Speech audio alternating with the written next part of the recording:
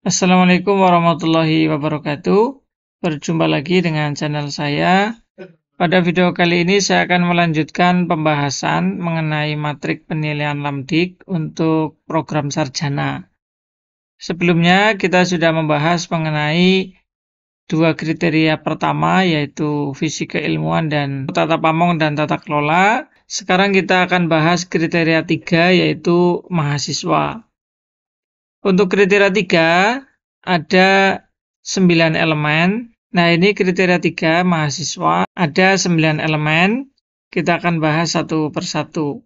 Nah, ini elemen pertama yaitu indikator nomor 9 terkait dengan pelaksanaan penerimaan mahasiswa baru dengan bobot 1,5. Indikatornya adalah PT atau UPPS melaksanakan seleksi calon mahasiswa baru yang mencerminkan prinsip kualitas, keadilan, inklusivitas, transparansi, akuntabilitas, dan fleksibilitas. Ya, jadi ini ada 6 prinsip. Nah, bagaimana supaya dapat skor 4? Maka perguruan tinggi atau PPS harus melaksanakan seleksi mahasiswa baru yang memenuhi 6 prinsip ini. Kemudian elemen berikutnya terkait dengan kualitas input mahasiswa. Terkait dengan kualitas input mahasiswa dengan bobot 1,25, indikatornya adalah PT memperoleh mahasiswa baru dengan prestasi akademik dan non-akademik yang baik, yang memenuhi aspek sebagai berikut. Pertama, memiliki kriteria seleksi yang tinggi. Yang kedua, memiliki mekanisme seleksi yang ketat. Kemudian rasio pendaftar dan yang diterima minimal 1:1. Kemudian yang terakhir adalah jumlah pendaftar memenuhi daya tampung dalam 5 tahun terakhir. Kemudian supaya dapat skor 4, maka PT memperoleh mahasiswa baru dengan prestasi akademik dan non-akademik yang baik yang memenuhi 4 aspek ini tadi itu. Ya, 4 aspek ini termasuk juga rasio pendaftar dengan yang lulus seleksi di atas 3:1. Nah, kemudian elemen berikutnya adalah rasio jumlah dosen tetap terhadap jumlah mahasiswa. Ini bobotnya 1:25. Ini bobotnya 1,25.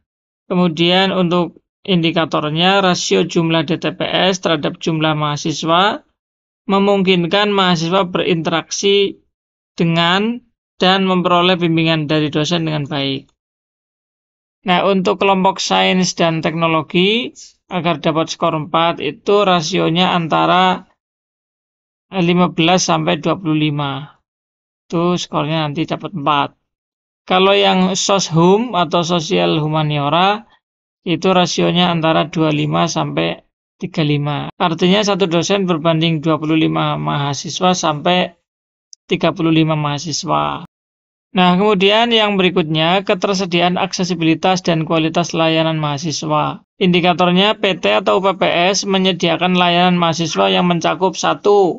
Administrasi akademik, bimbingan konseling, kesehatan, keperluan dasar untuk mahasiswa berkebutuhan khusus, termasuk beasiswa, layanan IT, dan juga bimbingan penulisan dan publikasi artikel.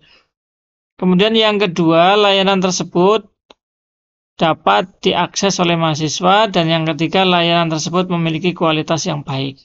Agar dapat skor 4, maka PT ATS menyediakan semua jenis layanan mahasiswa dengan kualitas yang baik dan dapat diakses oleh semua mahasiswa. Berikutnya adalah perlindungan mahasiswa. Bobotnya 1,5 dengan indikator perguruan tinggi atau PPS atau prodi menyediakan layanan perlindungan kepada mahasiswa dari perundungan, ya, atau pembulian atau bullying, kemudian dari pelecehan seksual, dan dari intoleransi, yang meliputi aspek apa saja? 1. Ketersediaan unit atau organ atau satuan tugas pelaksana. Jadi harus ada unitnya ini ya yang menangani itu. Kemudian yang kedua, ketersediaan panduan. Di samping ada unit juga memiliki panduan. Yang ketiga, ada sosialisasi dan pelatihan di prodi. Jadi prodi itu harus ada sosialisasi dan juga pelatihan mengenai layanan-layanan ini. Gitu ya. Kemudian yang terakhir, harus ada bukti pelaksanaannya di tingkat prodi, ya. Itu. Nah, kemudian agar dapat skor 4, maka perguruan tinggi atau UPPS atau prodi menyediakan layanan perlindungan terhadap perundungan, pelecehan seksual, dan intoleransi yang mencakup 4 aspek ini. Selanjutnya pada indikator 14, elemennya adalah prestasi akademik dan non-akademik mahasiswa. Ini bobotnya agak besar, yaitu 2,0, di mana mahasiswa memiliki prestasi akademik seperti juara 1, 2, dan 3 dalam LKTI atau Lomba Karya Tulis Ilmiah, PIMNAS, ya, Pekan Ilmiah Mahasiswa Nasional, dan sejenisnya, mengikuti program pertukaran mahasiswa internasional, meraih medali di Olimpiade Sains dan non-akademik seperti juara di bidang olahraga, bidang seni, dan bidang kepemimpinan atau organisasi dalam 5 tahun terakhir. Nah, di sini, agar dapat skor 4, maka RI lebih besar atau sama dengan A. Apa itu RI? Yaitu NI dibagi NM. Apa itu NI? Jumlah prestasi akademik dan non-akademik tingkat internasional. NM-nya apa? Jumlah mahasiswa pada saat TS, gitu. Nah, A-nya itu berapa? Di sini 0,1%. Artinya untuk mendapatkan skor 4, maka persentase prestasi internasional itu minimal 0,1% dari jumlah mahasiswa pada saat TS. Seperti itu, ya. Bagaimana kalau kurang dari A, maka dia akan mendapatkan skor di sini. Pakai rumus. Nah, seperti itu. Nah, selanjutnya di sini butir ke-15. Produktivitas karya inovasi mahasiswa dan atau publikasi ilmiah. Ini bobotnya juga besar, yaitu 2,0. Indikatornya adalah dalam 5 tahun terakhir, mahasiswa menghasilkan karya inovatif dan atau publikasi ilmiah yang relevan dengan bidang keilmuan prodi pada jurnal nasional terakreditasi minimal Sinta 4. Ini merupakan syarat perlu terakreditasi unggul, ya teman-teman, ya. Disingkat PKIM, itu minimal 25%. Gitu. Nah, PKIM itu apa di sini singkatannya ini? Persentase jumlah mahasiswa yang memiliki karya inovatif yang berbentuk book chapter, buku ber-ISBN, paten atau paten sederhana, hak kekayaan intelektual atau HKI, ya, pada karya modul pembelajaran, media pembelajaran interaktif, aplikasi pembelajaran, karya seni, atau karya lain yang sejenis. Boleh juga berupa publikasi ilmiah yang dipublikasikan pada jurnal nasional terakreditasi minimal Sinta 4 sesuai bidang keilmuannya dalam 5 tahun terakhir. Nah, seperti itu. Ini menjadi syarat perlu unggul. Nah, minimal 25% dari jumlah mahasiswa. Bagaimana supaya dapat skor 4? Maka di sini. Dalam 5 tahun terakhir, lebih dari 25% mahasiswa memiliki karya inovatif, ya, yang berbentuk seperti yang saya baca di sini. Gitu. Oke, ya, ingat-ingat butir 15 ini adalah syarat perlu terakreditasi unggul. Sehingga harus terpenuhi persentase minimal ini bila ingin unggul, seperti itu. Berikutnya, butir 16 ini terkait dengan kepuasan mahasiswa, bobotnya 1,5. Indikatornya adalah UPPS atau PS melakukan pengukuran terhadap kepuasan. 1. Performa mengajar dosen. Yang kedua, layanan administrasi akademik. Yang ketiga, kualitas fasilitas pendidikan yang memenuhi 6 aspek. Apa saja aspeknya? 1. Menggunakan instrumen kepuasan yang valid dan mudah digunakan. Yang kedua, dilaksanakan setiap akhir semester dan datanya terekam secara lengkap. Yang ketiga, hasilnya dianalisis dengan metode yang tepat dan bermanfaat untuk pengambilan keputusan.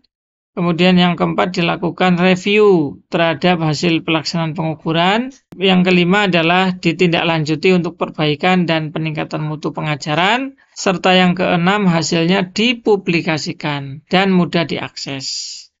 Aspek yang kedua, yaitu memperlihatkan tingkat kepuasan mahasiswa hasil pengukuran tersebut. Nah, di sini penghitungan skornya menggunakan rumus 2 kali A ditambah B dibagi 3. Apa itu A dan B? Ada di sini penjelasannya. Ini yang bagian A, kemudian ini yang bagian B. Gitu ya. Apa yang bagian A? Yaitu UPPS atau PS melaksanakan pengukuran kepuasan mahasiswa terhadap kinerja mengajar dosen, layanan administrasi akademik, dan kuantitas kualitas fasilitas pendidikan dengan memenuhi 6 aspek ini. Ya, ini bagian A gitu ya. Kemudian bagian B adalah hasil pengukurannya ya. TKM itu tingkat kepuasan mahasiswa minimal 75%.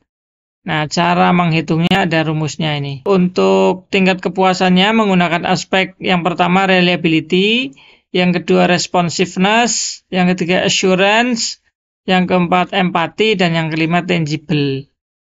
Jadi nanti 3 aspek yang dinilai, 3 aspek layanan yang dinilai itu masing-masing menggunakan indikator layanan seperti ini. Ya, di dalam menyusun kuesionernya ada 5 indikator layanan yang dinilai menggunakan 5 indikator ini. Ya.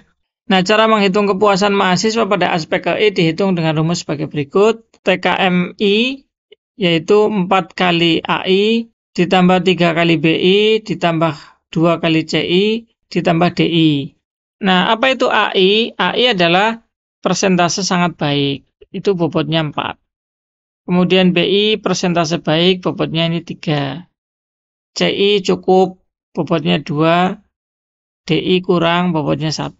Kemudian TKM ini diperoleh dengan cara menjumlahkan TKMI dibagi 5. Ya. TKMI itu artinya tingkat kepuasan mahasiswa pada aspek KI. Ya, aspek ke-1, kedua, ketiga, sampai 5 ya. Ini harusnya I-nya 1 sampai 5 itu. Nah, aspek ke-1 reliability. Aspek kedua responsiveness, aspek ketiga assurance, aspek keempat empati, aspek kelima tangible begitu ya. Nah, kemudian yang terakhir ini yaitu evaluasi mahasiswa dan tindak lanjutnya. Ini bobotnya 1,5. Indikatornya adalah UPPS atau PS melakukan evaluasi dan tindak lanjut terhadap mahasiswa. Dengan ketentuan, yang pertama evaluasinya itu harus ada 4 item. Sama dengan sebelumnya ya, 4 item ini. Kemudian untuk tindak lanjutnya juga ada 4 item.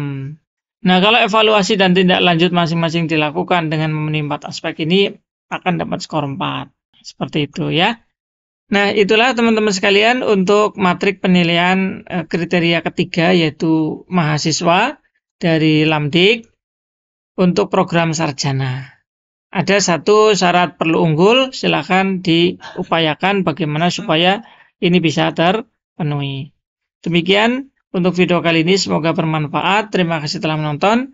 Jangan lupa like, share, komen, dan subscribe. Wassalamualaikum warahmatullahi wabarakatuh.